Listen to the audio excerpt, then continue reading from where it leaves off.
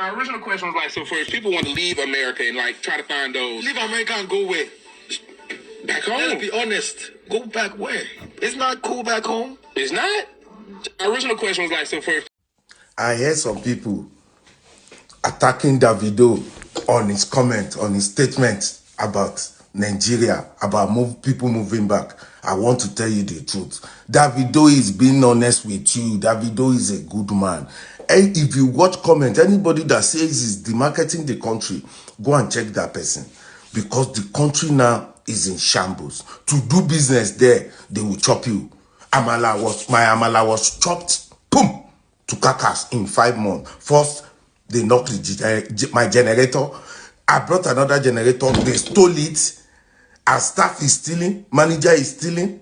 The country is in a mess. Every week now, power grids go down. Imagine if you are into production. What can you produce when your power grid goes down every week? How? And diesel is going up without an house.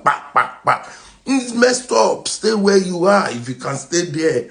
If it's not by force to move, stay right there. Don't move. Even our president confirmed the same thing. He went to COP to tell them in Brazil that, listen, the truth you don't know about Africa, let me tell you. Insecurity, can you work at night in Nigeria alone by yourself? Is that like street lights? Is that light? Come on. People there, they chop people's business like it's a national cake. It's stealing is the habit. Ẹ jọ̀ọ́ ẹ̀yin èèyàn mi. Kí ni nǹkan tí Davido sọ nínú ọ̀rọ̀ yẹn tó ti wá dogun? Only leave America, go where? Let's be honest, go back where? It is not cool back home. My country now is in the economy is in shambles. I do my part. I am an ambassador. When I go home, I am filming. I am not going to show the bad part. I go to trenches, but I am talking about the situation in the country. We Nigerians, like now, the exchange rate is messed up. A lot of stuff are not going well. The economy is not good. The oil prices are too high. And imagine a country that produces oil. We produce the oil and we pay more money for oil than a country that is importing oil. Imagine. We pay money for oil than a country that is importing oil. There is stuff like that. But regardless, entertainment is one of the things that's made Africa look good. We do not have the best leader. That is a fact, he said. Ẹ jọ̀ọ́. Nínú gbogbo nǹkan tí mo kà sílẹ̀ àti wọ́n bá tẹ́ gbọ́ lẹ́nu ẹ̀, ibo ni Davido ti ṣe ẹ̀yin ọmọ Nàìjíríà tán ti wá ní kó mórí wá kó fọrùn lẹ̀ nígbà fi tẹ́ bá pa ló ti di you made him. Yes, we all made him. Not only Nigeria made him, the whole wide world joined together and made Davido. Kádàrá tí ẹnìyẹn bó ṣe yàn wálé ayé nìyẹn, ẹ sinmi agbẹ́já.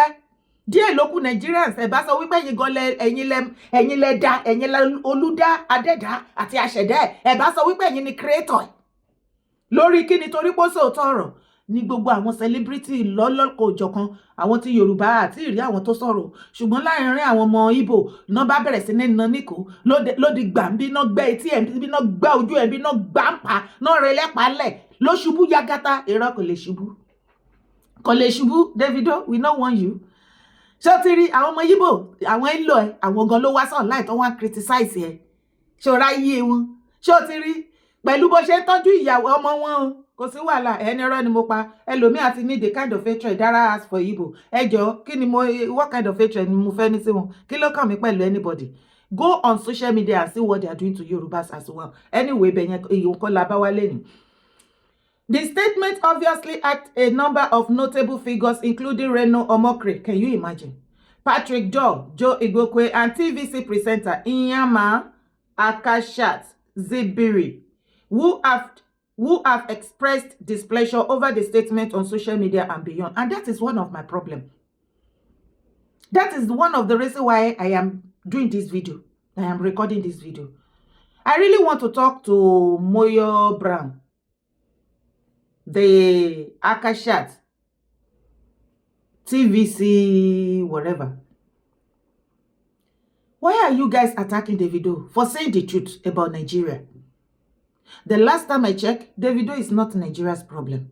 Everything Davido said in that interview is absolute truth. Nothing but the truth. He said we don't have a good leader. Do we have any good leader? Both the past one, present, and the future. Olórí burúkú tó ń bọ̀ fusion. Where is the good leader? Moyo Brown, come out and tell us 1 or 2, 3 good leaders, both the past, present, and the one that is coming in the future. Tell us the truth now. Why are you guys attacking Davido? Yes, so how can Davido granted that kind of interview that President Bola Ahmed has been running at a scatter, traveling from one country to the other, selling Nigeria, marketing Nigeria for foreign investors to come and invest in Nigeria? Really? And since President Bola Ahmed has been traveling up and down, how many foreign investors have you guys have shipped in Nigeria?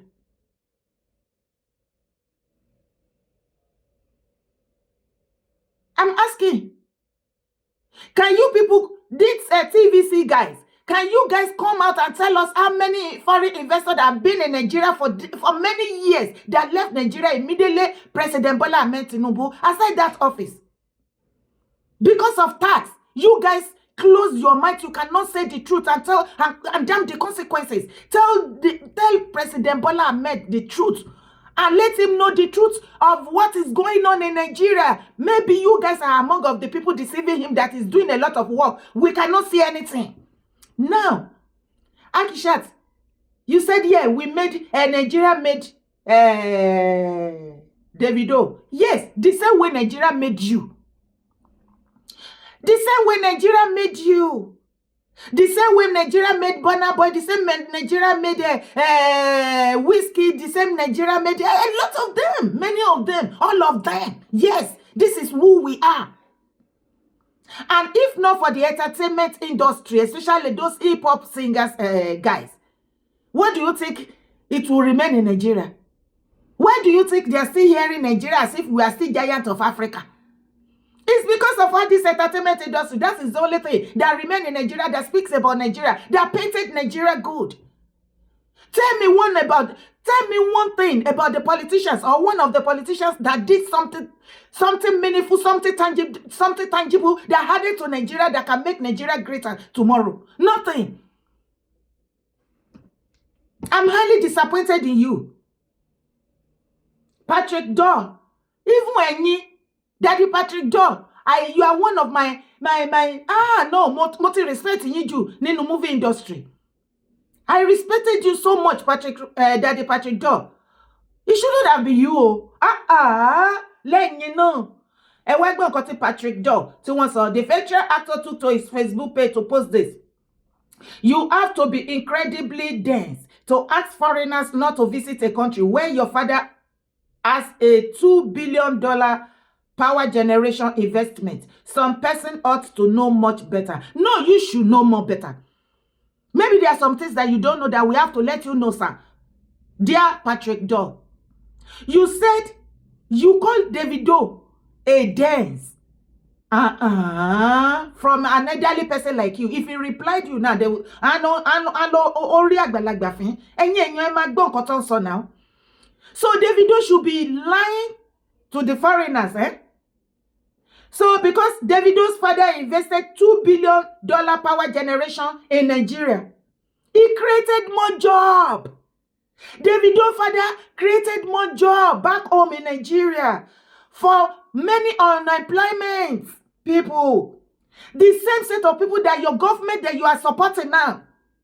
The Moyo and Akishat. The same President Bola Ahmed Tinubu that you are supporting now, that you are painting good now, that is the best of the best presidents ever. That is doing what no president has ever done before. How many jobs ni our governors in Nigeria to want creating in Nigeria?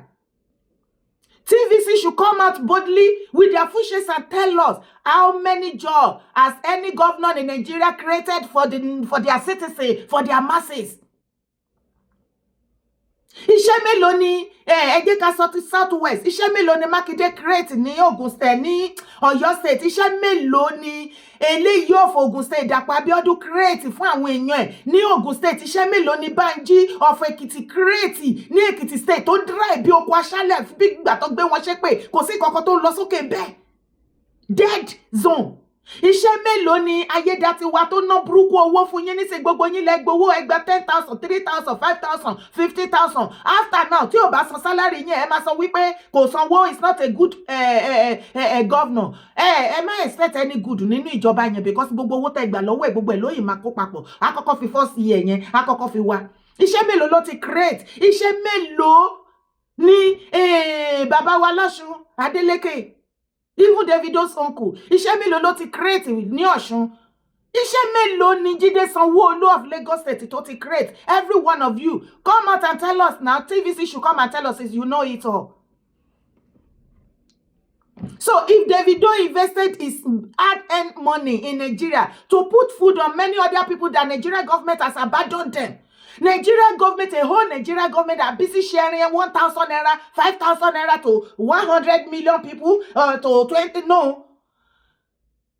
Nigeria government started sharing 8,000 for 50 million household out of almost going to 400 million population. I'm only asking you know, the TVC, since you know how to talk. But we want to tell you that you are not the only one that know how to talk. I am replying Patrick Doe here. So because Davido's father invested in Nigeria now, Davido should not say the truth. You don't even know. Maybe the investment has collapsed. Maybe it's growing. Maybe it's half dead. Maybe Davido's father is regretting. Because any one of us that are living in abroad, yes, ta lo invest sínú lembe 99.9 wa ló padà gé kaje. We lost the business. We lost the money. We lost everything. Because you guys always frustrated our efforts. The only thing you tell one little man like latara wata wala abroad ni pe ka ma fún yín lówó ke ma rí alert. Just alert. Try them with little thing. Ìwọ kan kó ọjà kò léyàn kan fẹ́ ship kó ra ọjà kékeré kó síbẹ̀ kó wá pé brother or sister ẹ pé ọjà báyìí bàtà aṣọ àbí kọ̀kọ̀ lọ síbi báyìí address yẹn ní telephone number ẹni yẹn ní lọ bẹ̀ kó lọ gbà kó lọ gbà lọ́wọ́ ẹ̀ kó ta ìwọ ta kó fi iye tó bá wẹ̀ kó ta kó tó bá gain máa mú lọ owó ojú owó tí mo fi rà iye báyìí ni ìwọ kan dá padà ibi tí ọjà yẹn máa jẹrà mọ́ nìyẹn kò ní lọ bẹ̀ láíláí. Ṣùgbọ́n tẹ́ bá sọ fún Nigeria back home wípé mo èèyàn kan ṣẹ̀ṣẹ̀ dé mo kó nǹkan fún kókó fún ẹ mo ní kó fún ẹ lówó wàlẹ́ ó máa lé ẹ kiri ni tó bá tètè mú àdírẹ́sì á pè ẹ pa á flash ẹ pa ẹ̀mí á máa gbọ̀n. That is Nigeria back home. They only need our alert. Gbẹ̀gàn owó ti wọnú àkáǹtì wọn ò fẹ́ mọ irú iṣẹ́ ìyà tá à ń jẹ ní abroad. Why are you guys talking like this now? Kò tún tí ìtàn síbẹ̀ o. Reno Omokre. Now that one even Reno.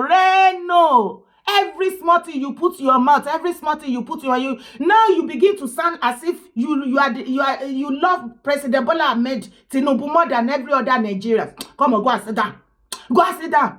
As if we have forgotten the way you did. Have you forgotten, Reno Omokre, what you did to President Bola Ahmed Tinubu in London? Have you forgotten? Have you forgotten so soon that you arranged some few people join yourself and protested against Tinubu when Tinubu visited London during his campaign as a president of Nigeria? There is no bad name that you did not call them. You called him drug lord and so many other things. Pablo, everything. So many times when I see your video trying to fight or defend President Bola Ahmed Tinubu and his government, and I shake my head. What kind of human being are you? Okay, let us listen to what Reno said here. Take it to his Reno Omokre, take it to his X page. Reno Omokre wrote, David Adeleke displayed ignorance and a lack of patriotism with that statement on a globally renowned podcast like the Big Omi's house. Even worse, he said, we do not have the best leader. That is a fact. Okay, since you know it's a fact, why are you now condemning him? Or what he said? We do not have the best leader. That is a fact. It is not enjoyable for a young man whose uncle is a governor and should know better. You see Nigeria problem. Le bon Nigeria le bon nínú mama ti no bo sínú nǹkan mi ni. Ìjọ tẹ́ bá ti ready láti face òtítọ́. Ṣé ti rí? Why is it that àwọn èèyàn tó bá ti bọ́ síta tó wá ń jà fún wa tá à ń sọ òtítọ́ ọ̀rọ̀ kí àwọn bad leaders wọn kí wọ́n lè do the needful. Nigerians themselves, they will come after us. Àwa ni wọ́n marry as a bad person. Very swear. No wonder. See, a lot of people care nípa ìyà jẹ yín, ebi ń pa yín o. Anything happening in Nigeria, they don't care.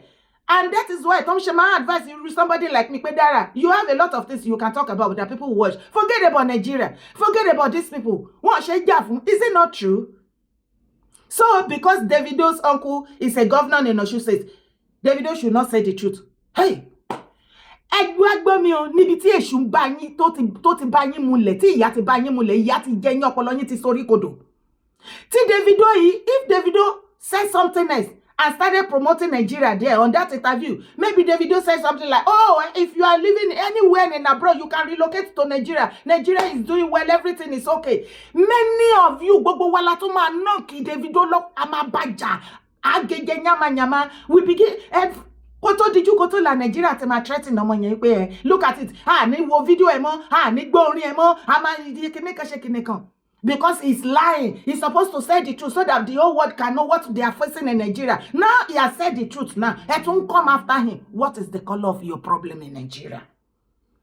KINNI Shoroni, the same bad leader that all of us know that we don't have any good leader, that we're supposed to join hands together and hit them very hard. You are there defending them.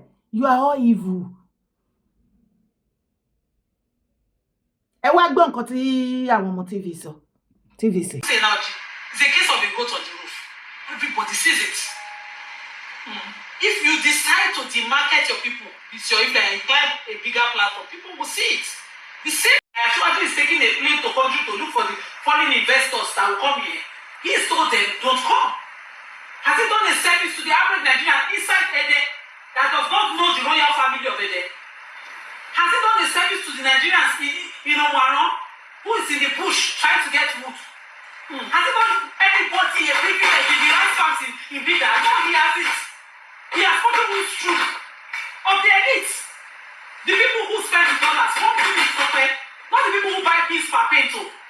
We know that the country is hard.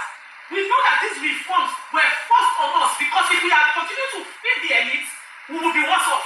Yeah. They have to take out subsidy, stop the payment. Allocation has increased to state governors, but we're not asking the governors. We have removed the supplement that we give to dollars so that we can buy it cheaply. We're not forced to buy it how we see it. And this is the real value. We're suffering under that weight. And what you can say is hard here. It's not bad. This is the campaigns. During the elections, it's the elections. This is the campaigns. That's what the reality of America is.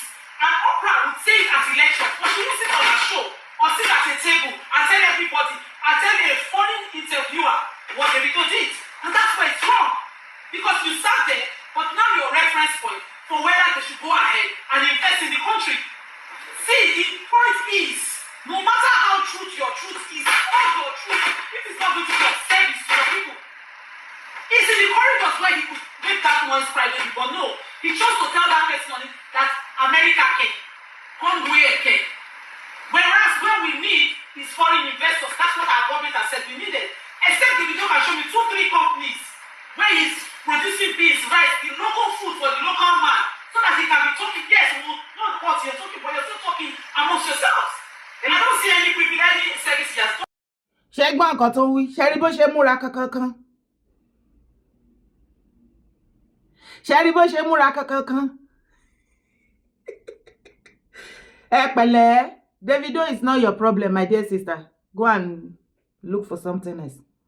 Anyway, Davido fúnra lára ẹ̀, ó ti dá yín lóhùn o. Mo kúkú like ọmọ ọ̀rọ̀ ni, wọn ò gbẹ́nu ẹ̀fà lágbàfọ̀. Davido bá mi ṣorin fún wọn, kọ́ má ro pín sí ẹ lọ́rùn, ìwọ kọ́ ni problem ayé wọn. Davido said, we are the real ambassadors. Davido fires back at critics over Nigeria's economy remarks. Yes.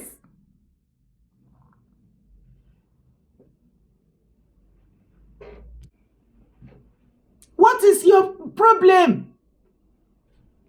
Àwọn ọmọ wọn yá àwọn Davido, Burna Boy, Whiskey, gbogbo wọn, àwọn gospel singer, àwọn Fuji musician, juju musician, entertainment industry and Nollywood, Yoruwood, in general entertainment industry. They are the only one that is making Nigeria to be a Nigeria that we are still hearing Nigeria today.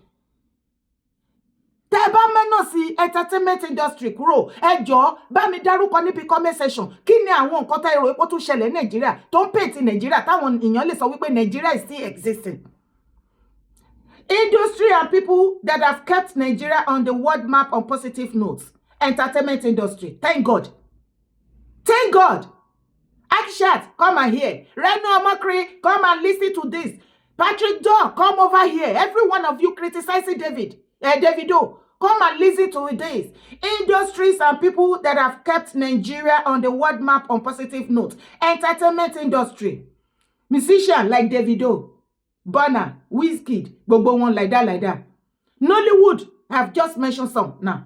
Nollywood movie. See them on Netflix. See them on Prime Video and many platforms like that. They are doing great. They are doing great. Àwọn movie tí wọ́n ṣe, orin tí àwọn hip hop tí gbogbo wọn kọ, ojú nǹkan tí wọ́n rí nínú àwọn fídíò àti bó ṣe ṣàwọn kìíní ẹ̀ náà fi ń wo Nàìjíríà. If not, Nàìjíríà ò bá ti wipe yín kúrò long head. Kò sí nǹkan tó ń jẹ́ Nàìjíríà mọ́. Ẹ kó ṣì dànù. Nollywood, musician, entertainment industry, gospel artist, juju artist, Fuji musicians. Àpàlà gbogbo ẹ̀. Gospel, Islamic songs, gbogbo everything joined together. Entertainment industry. Tí mo bá parọ́ já mi níbi comment section. 2. Professional Nigerians in diaspora. Like medical professionals, scientists, IT professional and other. In general, Nigerians in diaspora, after the entertainment industry, Nigeria in diaspora, awala carry huge, gigantic wahala yín sọ́rùn. Ṣé mo parọ́ ni àwa tá wà labroad? Please help me comment under this video. Let them see. Kẹ́ má rò wípé àwa tá wà labroad, mọ nǹkan tá ń ṣe. Economically, àwa Nigeria in diaspora, àwa là ń ṣiṣẹ́ bí ẹni máa kú níbí, ẹlòmíì ṣiṣẹ́ láti yọdún tó ti dé ìlú òyìnbó. Dèní kò lọ fún holiday rí. Kì í ṣe pé kò yẹ kò wùn láti lọ. Owó kówó pé kì í ṣe owó titi ẹnìkan tó bá jẹ́ pé dídá titi wa nìkan pé ká jẹ́ ká wà òkè àti family wa. Ní máa ṣiṣẹ́ àṣekúdórógbò fún fáyọ Nàìjíríà, fún economy, fún díìsì, fún ẹbí, ará, ọ̀rẹ́ and all this thing. Àwa tá wà in diaspora, àwa la tún gbé. Number 2, ṣé irọ́ ni tí mo bá parọ́ bá mi jà níbi comment section. The third one, sport, Nigeria footballers, Nigeria athletics. Bó tilẹ̀ jẹ́ wípé ìyẹn náà bó ṣe mí lògbòlògbò ṣé bí sport ṣe rí ní Nàìjíríà bí orúkọ Nàìjíríà ṣe lọ sókè nínú football àbí athletics some years back bẹ́ẹ̀ ló ṣe rí lẹ́ni tó bá ń gbúrò nípa Super Eagle tẹ́lẹ̀tẹ́lẹ̀ orí ẹ̀ á máa wú tó bá ń sọ̀rọ̀ nípa Super Eagle anywhere you are in the whole world when they mention Super Eagle before orí àtòbí báyìí pé yes you be so proud of yourself that you are from Nigeria and when they are talking about Super Eagle our brothers back home some years back ní dátì ẹ sí ní pé ẹ sí o inú akọ̀dédé máa dùn ní pé yes I'm from Nigeria. Oh, you're from Nigeria, so KINNI is your brother, Amnika is your brother, Rufai is your brother, you see, those are the days tí Nigeria tí our proud of our country, tí our proud of ourselves, tí Nigeria ṣì ń jẹ́ Nigeria. The Nigeria of today is dead and gone. So if you guys think you can come out and be lying, deceiving people, okay now, Kimate Rojoju, TVC, Reno Amakri, Patrick Daw, Joy Bokwe, every one of you, I want you to come and join me to watch this video. I am from Nigeria. It's better to give you the true picture of what's going on. In Africa, we have terrorism challenges, insecurity challenges that are preventing farmers to even go to their farm. We have problem in Sudan, displacing people. So, where is the problem? Baba Tinubu said, I am from Nigeria, our president. We have a lot of problem in Nigeria that is facing us, the rest of Africa. And he mentioned about 2 or 3 major problems facing us. The truth, pure truth. First, he said insecurity. Insecurity has taken over Nigeria. Nobody can farm. The farmers cannot go to their farm. They can't farm. People are dying of hunger. He also said, second, terrorism has hit the whole of Africa so hard. Destroy Africa. Yes. Nobody can go out, no safety, no security, no nothing. They cannot, Nigeria government, Baba Tinubu even said that Nigeria government can do it. They don't even have money to feed, to put food on the children's table. They have to borrow money that they want to feed the children. Nila, was it not early this year? We heard they borrowed some money for nutrition, for our mama. Is that your country you are talking about?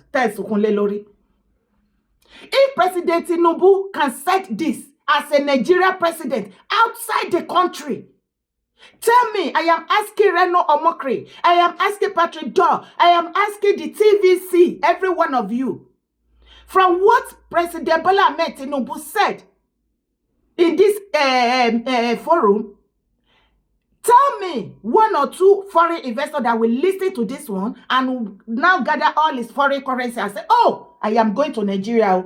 The same Nigeria that there is no security, they are terrorizing, they are kidnapping, they pay ransom and they still find them. Tell me the foreign investor that will listen to that, to what President Bola Ahmed Tinubu said and still come back to Nigeria to come and invest there. Why are you people like this now? Huh? Let us all join hands together and call a spade and damn the consequence. The day we stop defending this bad government, bad leaders, that is the day Nigeria begins to live again. Because Nigeria is dead. I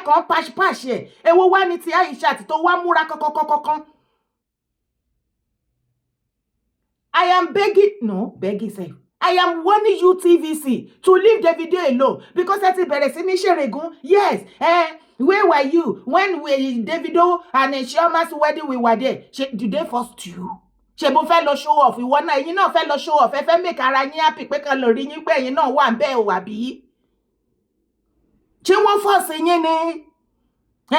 President Bola Tinubu has been going everywhere. Let's make sure people want to invest. Nigeria, money Nigeria. Diaspora people, Western world, they knew what is happening in Nigeria more than you, TVC, and every one of you. If you can sit down there and be deceiving yourself. Àti ìgbà tí Baba Tinubu ti lọ káàkiri, bẹ́ẹ̀ ṣe náà lọ káàkiri. Investor mélòó náà ti mú wá. Ta ló máa rí situation Nigeria rò pé kò sí gbogbo nǹkan tó ṣẹlẹ̀ ní Nigeria. Ṣé ti rí tá bá sọ fún yín pé gbogbo atrocities burúkú tó ṣẹlẹ̀ ní Nigeria. Nigeria government no stop media houses in Nigeria bẹ́ẹ̀. Ipe kí wọ́n má lè máa gbé. Àwa tá wà diaspora tá ń gbé. Wọ́n ti lọ sanwó fún gbogbo àwọn platform. Even YouTube or Facebook or everything gbogbo tá bá gbé kíní yẹn wọ́n máa take page or channel They have stopped it. Tori won't believe we have paint in Nigeria bad in it. No, we are saying the truth picture. What is happening in Nigeria? Nigeria is a dead zone. Emma Paranye Benny, da. Davido can a problem with you. Davido has contributed greatly more than many other Nigerians that are eating Nigeria's money. Tell me one of the governor or the politicians that invested in Nigeria with our Nigeria money. Or what to yeki want to invest in, coffee create money or coffee to illusion. They will gather the money and take it to other developed country. One of you open businesses ibe. Some Nigeria no call us ibe to launch shembeni. And you are just saying rubbish from what Davido said. I am so ashamed of you guys. Kilode, Davido, don't bow for them. Oh. Yes, oh yeah, Beori is okay. Face your front, eat them so hard. Awalenye, atowan gbo won ni interview bi to ti grant ni oda. Ibo ni won ti grant èyí tí Baba Tinubu sọ ṣe inú Nigeria no te so ni. Ẹ kó là kúrò leko ka ye ṣàbòsí, ṣe ráyé. Ṣé ti rí wọn ẹjẹ àpín ẹlẹ́ni jẹ́ àpín ẹyọ ẹtún Nàìjíríà ṣe wọ́n kọ̀ wọ́n tún Nàìjíríà ṣe ẹtún fọwọ́ bọ̀ àwọn tí yà ń jẹ àwọn náà tún fọwọ́ bọ̀ ìyà fún yín ẹ pẹ́ńbẹ̀ ìyà máa jẹ yín pa ẹ tí ì rí nǹkankan nígbà tó bá yẹ ẹlòmíì nú yẹn ìmàmà kó yẹ̀pẹ̀jẹ̀ ṣán ní ẹ̀ ń kó gàrí mọ́ yẹ̀pẹ̀jẹ̀ gangan lẹ máa gbé sínú pot ẹ máa bọ́ ilé ẹ bẹ̀rẹ̀ sí ní gbé mu ẹ tí ìmọ̀kan tó wà in future for you. Ẹ jẹ́ kí àwọn TVC belongs to President Bola Ahmed Tinubu. He's the owner now. So what do you expect from them? What do you expect from them? I won't defend the oúnjẹ wọn ni. You are defending your food now. You are defending your salary. You are defending your work. TVC ẹ pẹ̀lẹ́ ti yín. Moya Brown. Ṣé mo tẹ̀ get orúkọ ẹ̀? Pẹ̀lẹ́. You are defending your own connection to Tinubu's family. Fẹ́ kí ọ̀dọ̀ tiẹ̀ kó block àbí? Pẹ̀lẹ́ tiẹ̀. Èèyàn mélòó lẹ́rù ipò ní opportunity láti wà connected bẹ́ẹ̀ ṣe wà connected to them. ẹ lọ wá bí gbà ẹ̀yin ọmọ ńlẹ́mí ẹ̀yin ọmọ ìran mi ẹ jọ̀ọ́ kí ni mo ṣe lálàyé ṣé nǹkan tí ó ṣẹlẹ̀ yìí ṣó ti mú kán ní kí Davido mórí wá kó fọrùn lẹ̀ kí ló dé tí gbogbo wọn wá pawọ́pọ̀ tán wá ń gbógun tì í ṣùgbọ́n èmi ò rọ́mọ Yorùbá tó kàn dẹ́mu ẹ o ẹ pẹ̀lẹ́ àfi àwọn ará TVC ojú wa ti wà lára yín ojú yín máa bó má gbàgbé jàre láti bá mi pín share video káàkiri má sì gbàgbé láti bá mi like support my brand drop your comment it's very important ire o.